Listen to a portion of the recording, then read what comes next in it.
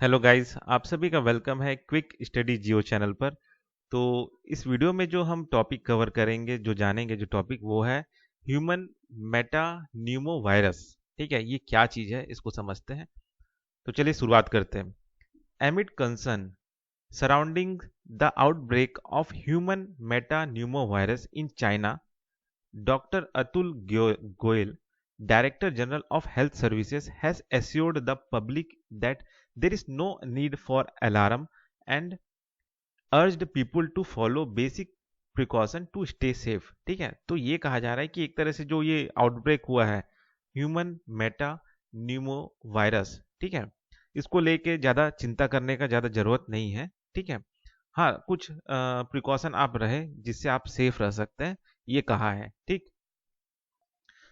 तो अब जानते हैं कि ये जो ह्यूमन मेटा न्यूमो वायरस है ये क्या है। ठीक है, human meta pneumo virus is a respiratory virus first identified in 2001 belonging to the pneumoviridae family.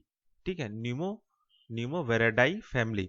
It causes upper and lower respiratory tract infection typically manifesting symptoms akin to the common cold और flu. ठीक है, तो ये जो आपका virus है ये 2001 में ही आइडेंटिफाई कर लिया गया था। ठीक है, और ये जो है इससे होता क्या है कि जो आपका जो रेस्पिरेटरी ट्रैक है उसमें इन्फेक्शन आ जाता है अपर और लोअर रेस्पिरेटरी ट्रैक में। ठीक है, तो एक तरह से ये आपका क्या बोलते हैं, जो कॉमन कोल्ड जो फ्लू होता है ना, उसी का एक तरह का सिम्टम जो है वो दिखाता है।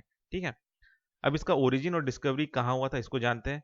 तो ये जो आपका वायरस है was discovered in the Netherlands in 2001 through genomic sequencing of samples from patient with respiratory infection। ठीक है, तो आपका ये नीदरलैंड में ये आपका डिस्कवर किया था 2001 में। ठीक है, और एक तरह से ये कोई पेशेंट था, ठीक है, वहां पे ये इन्फेक्शन जो था वहां पे ये पता चला था। ठीक है, हु इज एट रिस्क। ठीक है, अब इसका जो खतरा है वो किन के ऊपर है।